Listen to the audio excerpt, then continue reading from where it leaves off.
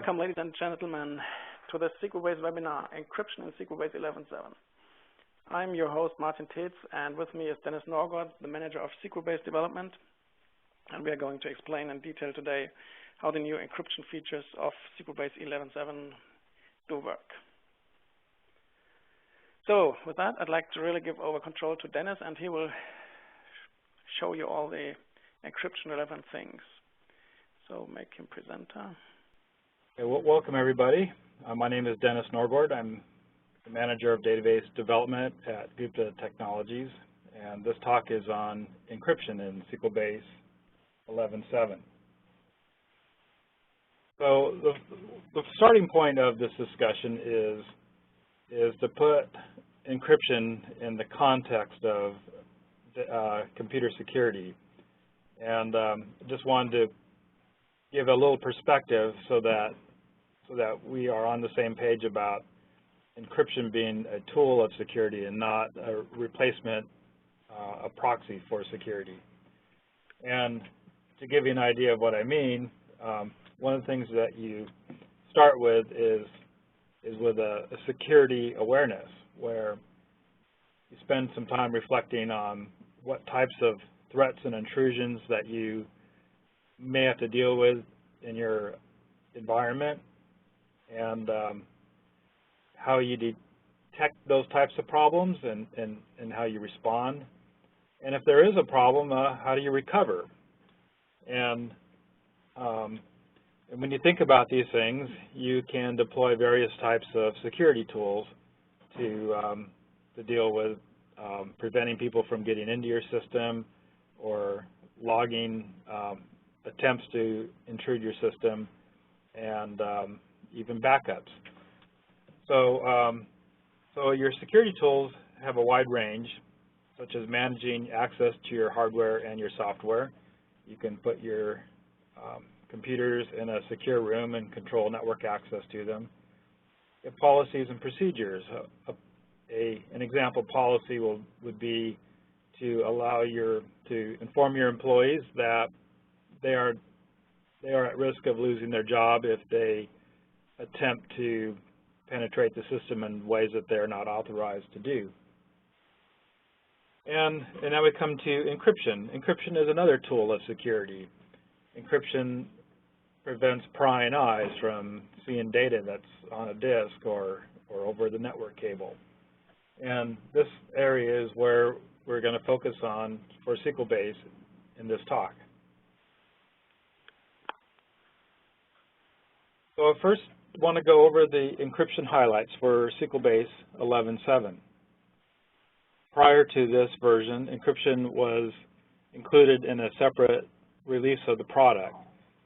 In SQLBase 11.7, encryption is included in the product so that all customers have access to these features. We've enhanced the encryption. We've added 128 and 256-bit AES encryption. Prior, we had DES, and now we have both DES and AES. We've improved the performance of the DES encryption by replacing our encryption algorithms. And we've replaced the communication encryption with standards-based SSL encryption. Prior to 11.5, our communication encryption protocol was proprietary, and in moving forward, we're using the standards-based SSL. So when we talk about encryption, it's useful to talk about the externals and the internals. The externals are the encryption features that you see and use as a SQLBase user. But knowing something about the internals is important too. This helps you understand the capabilities and limits of the technology. It also provides a sense of where it can move in the future, what additional features might be added. And when you understand a little bit about what the internals are, you can develop some confidence that it works as intended. So the encryption externals, first of all, we have SQLBase, and there are the security settings in the SQL INI file. We support SSL certificates for the SSL communication, and there are commands and API calls to manage the encryption internals. We also disclose that we use the OpenSSL library. And I view this disclosure as an external because knowing what encryption we use removes the doubts of who wrote it and where it comes from. The OpenSSL library was chosen because it's supported on both Windows and Linux. SQLBase supports Windows and Linux. It has a established history and widespread usage. It's been used by the Apache web server for years and many other products. Government regulators know about it, and when you have to deal with export laws and you say, well, where does this encryption come from, and you reference OpenSSL, it's not a big mystery. And we built the OpenSSL library to avoid patented algorithms, most of whose patents have expired, but we're really interested in supporting the AES and the more common types of algorithms. When you get into the internals, I've already disclosed that we use the OpenSSL library. Within that library, we use the hash functions, encryption functions. We use we rely on the SSL protocol as implemented in this library, and we generate and use SSL certificates generated by this library. Now we're going to move into the database file encryption, and we're going to spend a little time on this so that you understand how it works. And the reason I start here is because when you close your database server and go away, your files are on the disk. And when the encryption is enabled, those files are, vulnerable to somebody snooping on them. So knowing how they're encrypted on the disk and how the keys are managed is an important item to spend a little time on. Now, my sample here, I have 3 databases, rock, paper, scissors, and I'm going to show you in a minute how we have several different passwords that we use for managing the security of the database server. And I can show you what the role of these are. So the first thing I'm going to show you is that there is a server password that's entered when you fire up the server. And what that password does is it's responsible for encryption of the header block of each of the database files. Each of the database files, at the very beginning, it's encrypted with one password that spans across all the databases. For each database, there is another password. AlterDB security is the command that sets it. And this password is stored in this encrypted first header block and is used to encrypt and decrypt the rest of the database file. And once you set it, it encrypts the whole file. And as we know, some database files can be many gigabytes in size, so changing it is can be a time-consuming operation. You can change the security for all the databases by changing the server security password, and that's a relatively quick operation. So I'm going to demonstrate how this works with a simple script to show you. I'm going to start a server, and And I'm going to start a SQL talk script.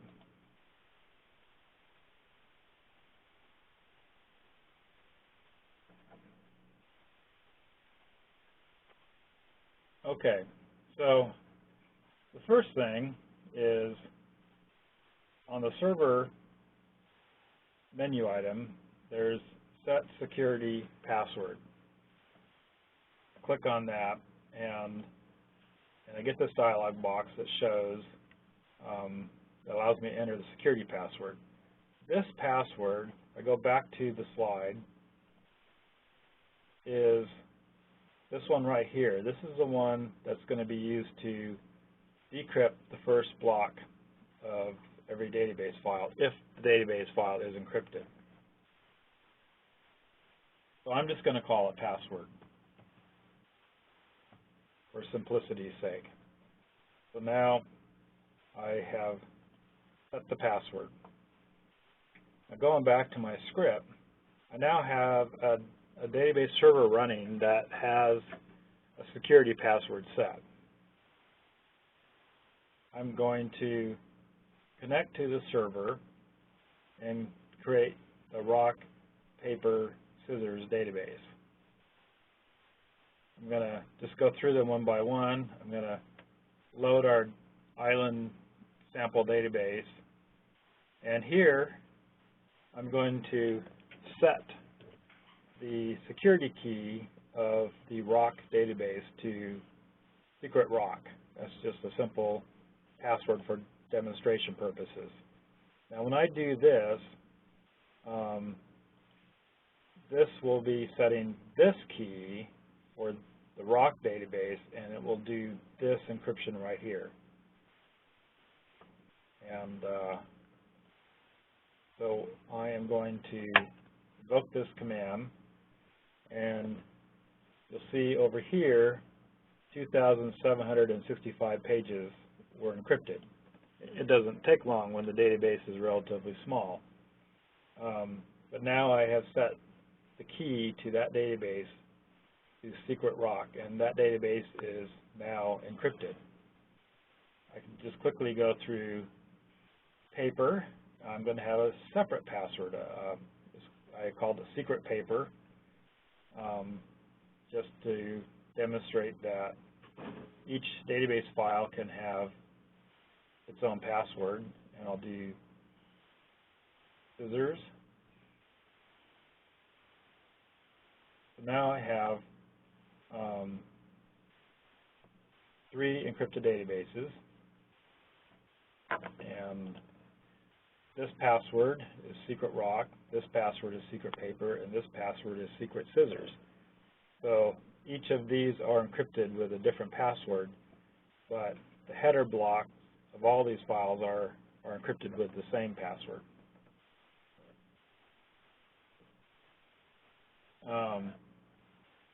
And just to reiterate about what changing this password is, if I change the password on the database rock, you'll see that altering that password re-encrypted the entire database. So that would be a more expensive operation for a larger database.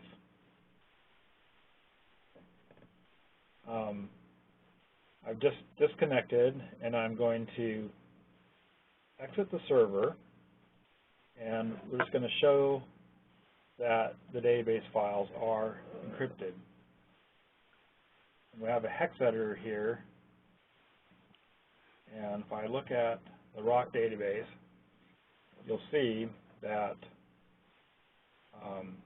there are no clear text strings in there for you to, it's all encrypted, the entire file. Contrast that with, if I look at the island database, you'll see that it's not encrypted. It's all kinds of strings that you can pull out and view, decipher. Okay, so now I'm going to restart the server.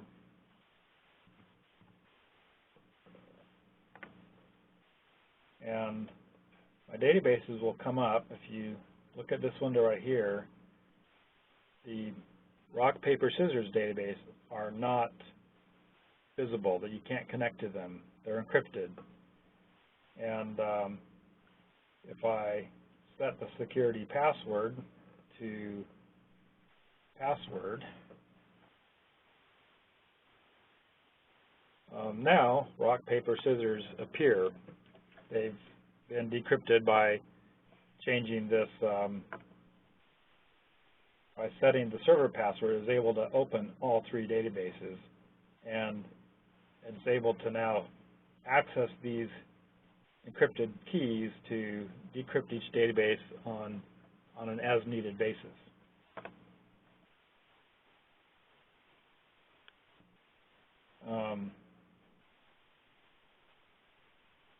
So I'm going to add some records to rock and paper just to show that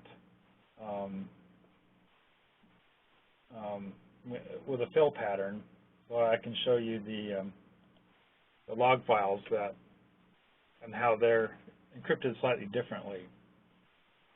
I'm going to add some records to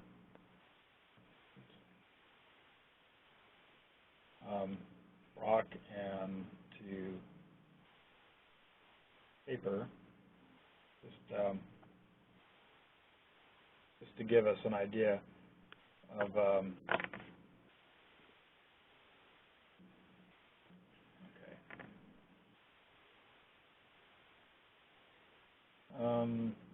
so I added some records. If I connect to rock and select it, you'll see that there's a fill pattern here. If the database is unencrypted, it would be easy to find references to these strings.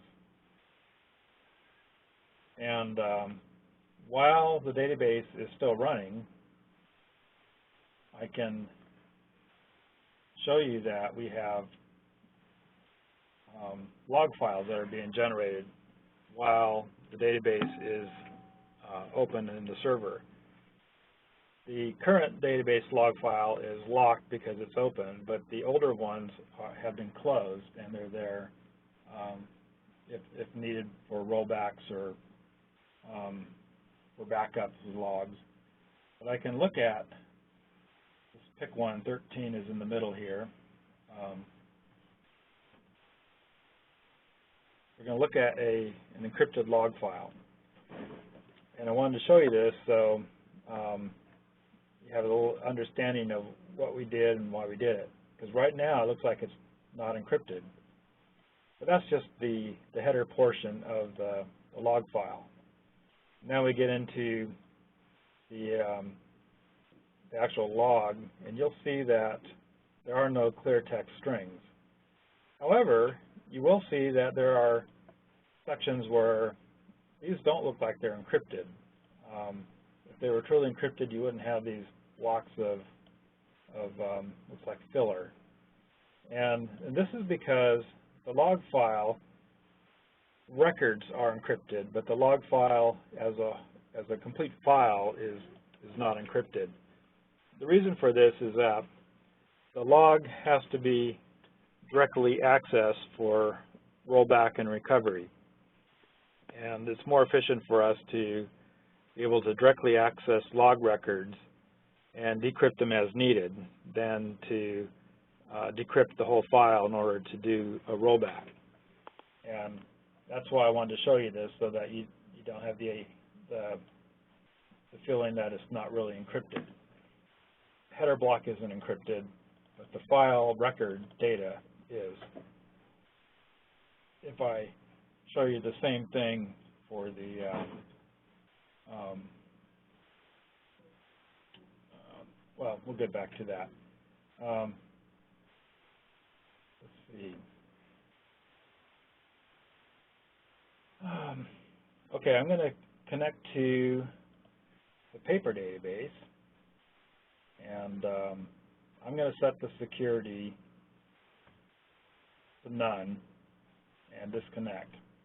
And I'm going to restart the server.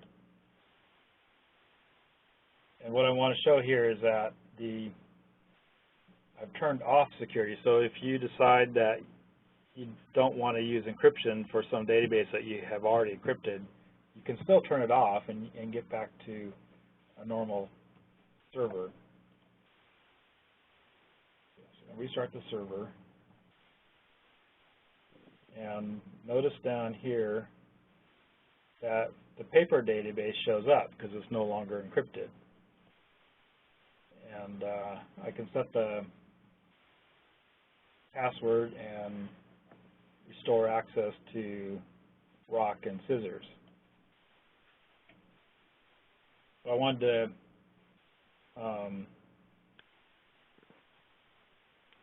I was going to show you that the log file, when the database is not encrypted, you saw the encrypted database file. Oh, I don't have a.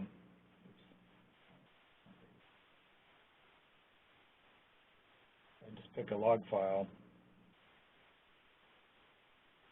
Sorry.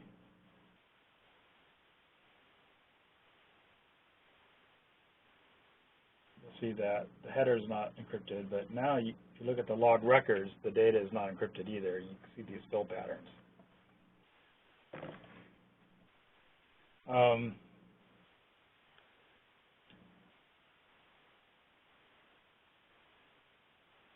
Okay, so what we're going to do now is we have database rock that is encrypted, and I'm going to show that you can back it up and restore it, and that the backup file is also encrypted. So we have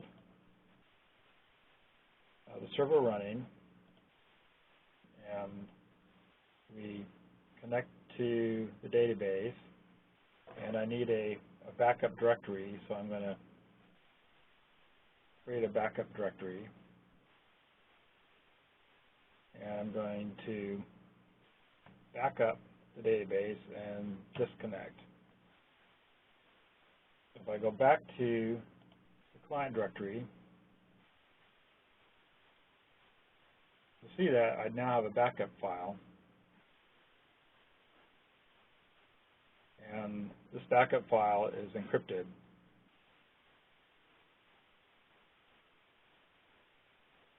So we know that the backup file that we made from the encrypted file is also encrypted.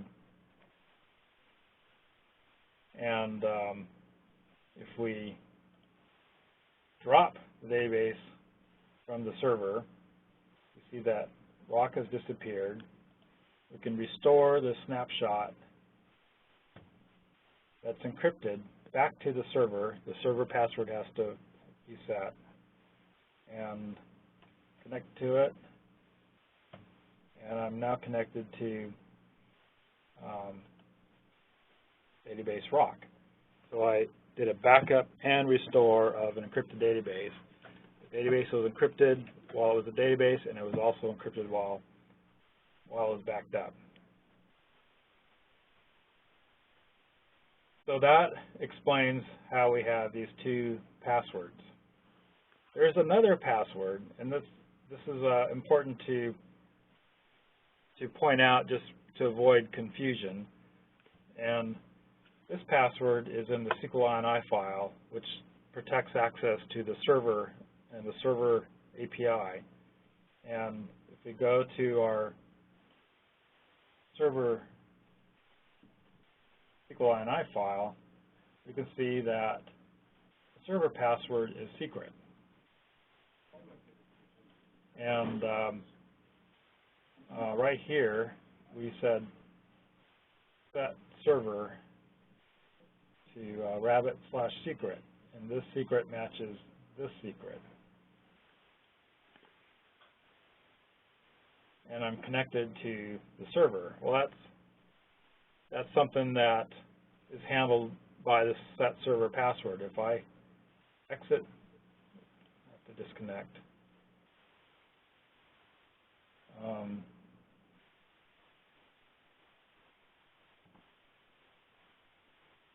Disconnect from the server, and I change this from secret to an asterisk, what this allows me to do is, when I change it to an asterisk, the set server security password also controls access to the SQLBase server API using the same password as the server. If I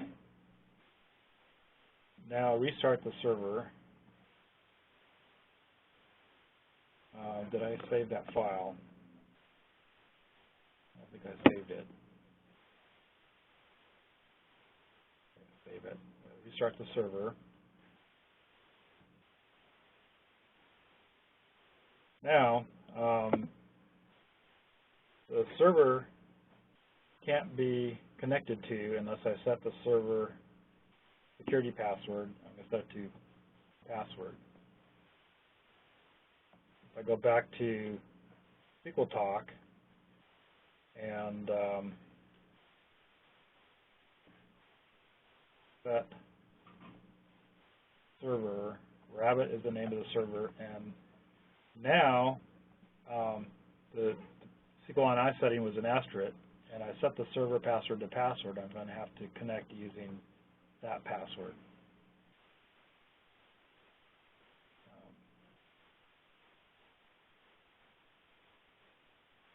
Sorry, spelled that.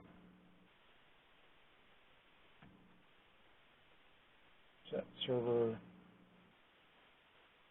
by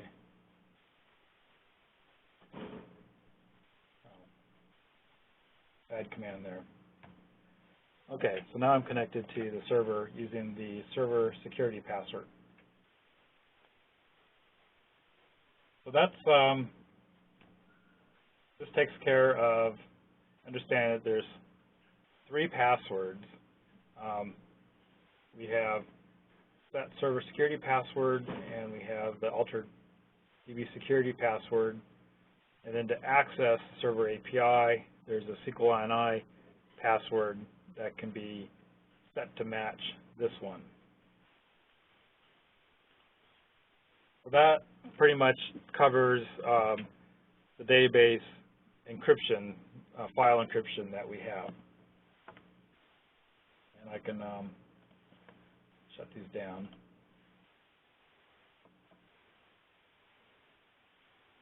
So now we're going to talk about our SSL communication encryption. First thing is there is SSL and there's TLS. SSL is secure sockets layer. TLS is the transport layer security. Now, we often say SSL, and when we talk about it, it kind of covers SSL and TLS. TLS is a newer standard than SSL. They're very closely related. When TLS first came out, it was sometimes referred to as SSL 3.1. And SQLBase, although we say SSL communication, we're really using the TLS 1.0 protocol. And TLS 1.0 is an upgrade of SSL 3.0. There's also TLS 1.1 and 1.2 as available upgrades, but we started off with 1.0. This chart here is a chart from Wikipedia, and it shows that we chose the OpenSSL library, and we picked this protocol 1.0, but we could move it forward to one of these. Ones up here have more to do with datagrams, but this is where we are. The OpenSSL libraries and SSL communication is implemented in our database server and in these 5 client interfaces. The SQL WNTM.dll is the SQLBase API.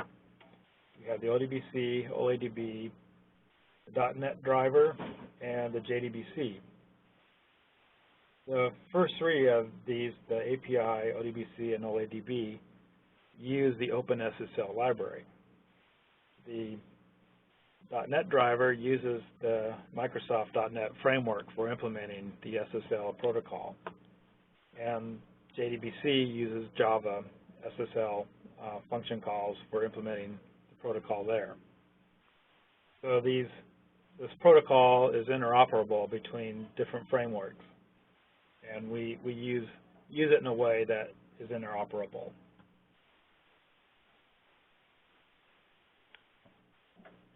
Often, a different TCP port is used for SSL and non-SSL communication. We chose to use one port for both SSL and non-SSL communication. What we do when we start a connection is we negotiate between the client and server, and if we choose to switch to SSL mode, we send some packets to handle that switchover. SQLBase 11.7 supports IPv4 and IPv6. SSL is supported on both IPv4 and IPv6. We also support SSL communication between Windows and Linux. So if you have a Windows client, it can talk to a Linux server and vice versa.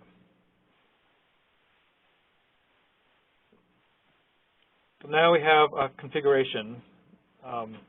There's a server-side configuration and the client-side configuration.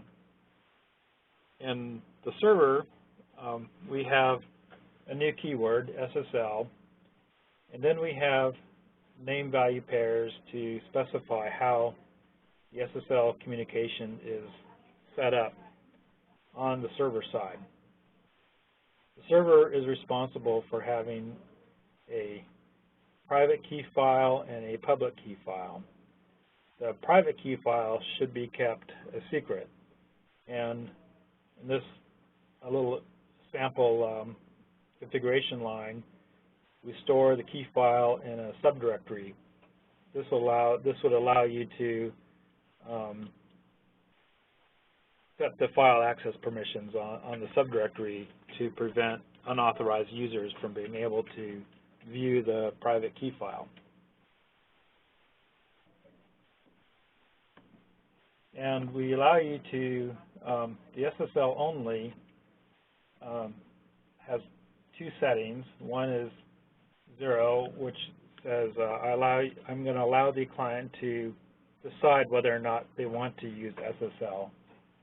And if it's set to 1, it says I'll only connect to clients who will connect to me using SSL.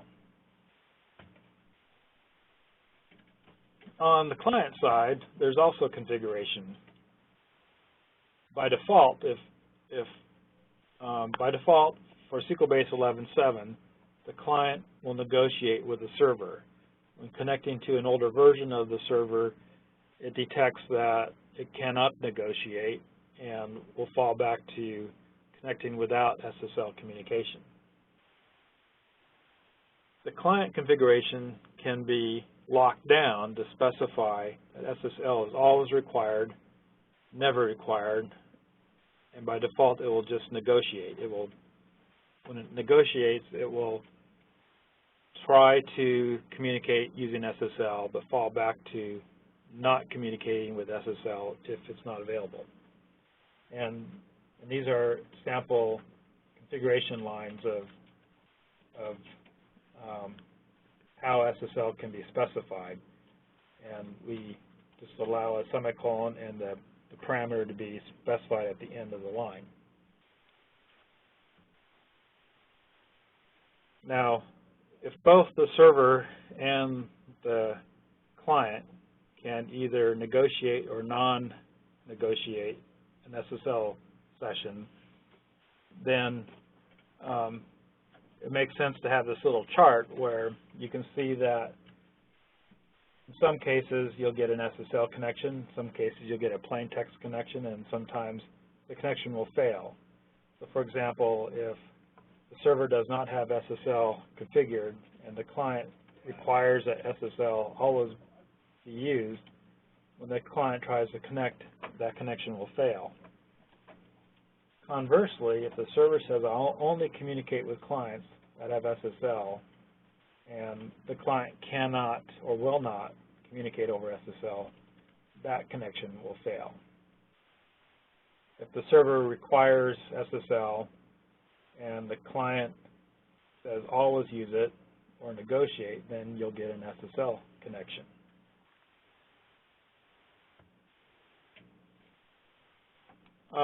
Generating an SSL certificate can be a little complicated. So we do have a server setting that allows you to generate a self-signed certificate.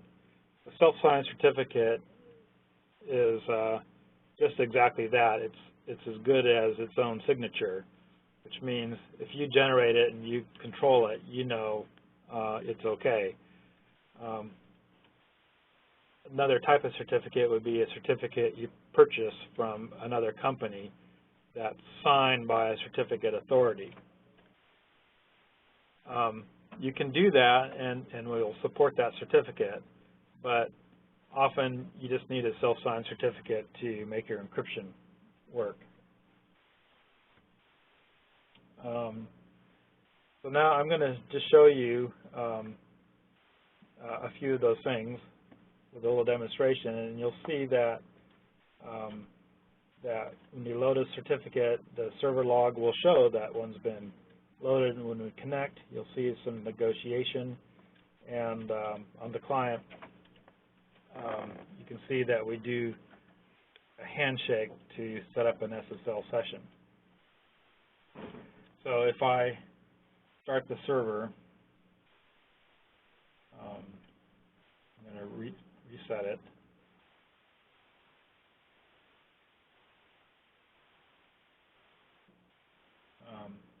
Here I have a server running, and if I say generate an SSL certificate, I can just put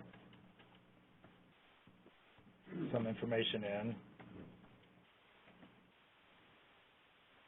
It doesn't really matter here. I'm not going to password encrypt it. I'm just going to generate it. And you'll see that a certificate was generated and restart the server. So if I exit the server, we're going to look at the SQLini file that was generated. And we see that this line was added. And we have a certificate file. And the certificate file is stored in SQLBase.cert. And the private key file is in SQLBase.key. You can move that into a subdirectory and protect it if you like. So here is the certificate file. It's in the PEM format. It says begin certificate, end certificate. And the key file is very similar, except it's labeled as a private key. This is the one that you want to keep a secret. It actually contains both the public and the private key, but it's just a file. So we have shown that that we now have this entry, SSL equal certificate, and so now when we restart the server, we'll see that SSL is enabled. I want to do one little thing here. I want to turn on some extra little diagnostics and then start the server. Okay, so now we see the SSL certificate is loaded. And now we should be able to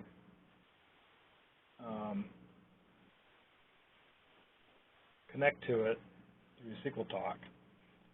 And going to modify the client-side connection by I'm going to use SQL Talk, and I'm going to say I want to use TCP as my transport mechanism, and I'm going to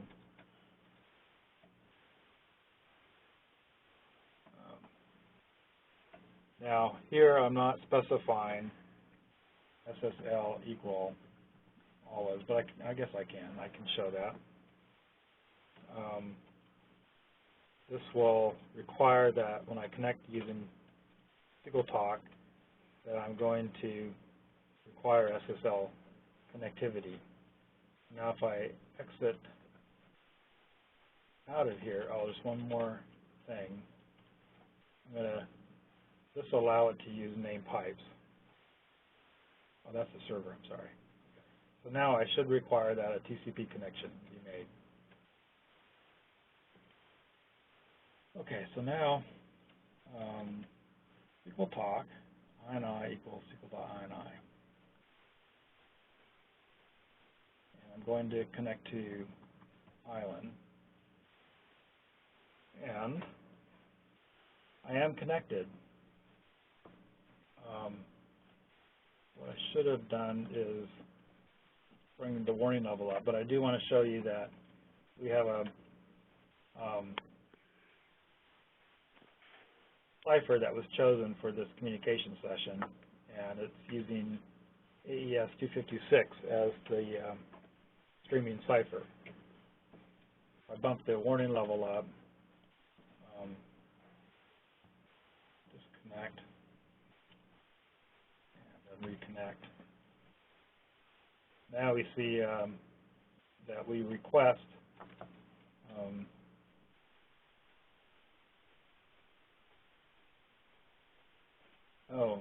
I required an SSL communication session, so it did not negotiate. It just forced it. So that doesn't show the handshake, but suffice to say that I am connected over SSL, and it didn't have to negotiate it, it required it. Anyway, so I've just demonstrated that I've connected from SQL Talk to SQLBase using SSL connection. Everything in the application works the same regardless of how you're encrypting your communication. So it's once you're connected, everything else is transparent. Okay, so I showed how to generate an SSL certificate, and this slide here shows negotiating an SSL connection, and in my case I just forced one.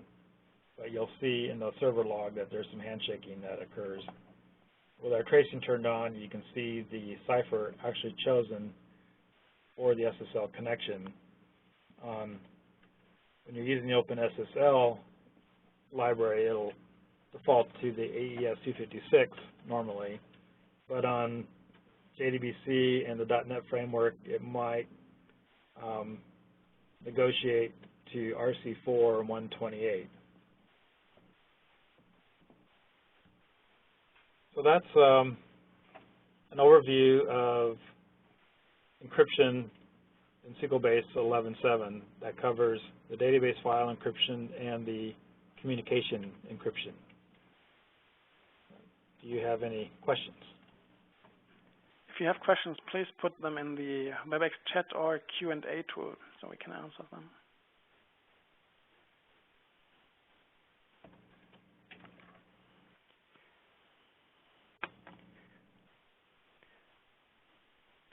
It looks like you demonstrated in great detail, and there are no questions. Let me just quickly switch back to myself to presenter. Okay, thank you. Thank you, Dennis. So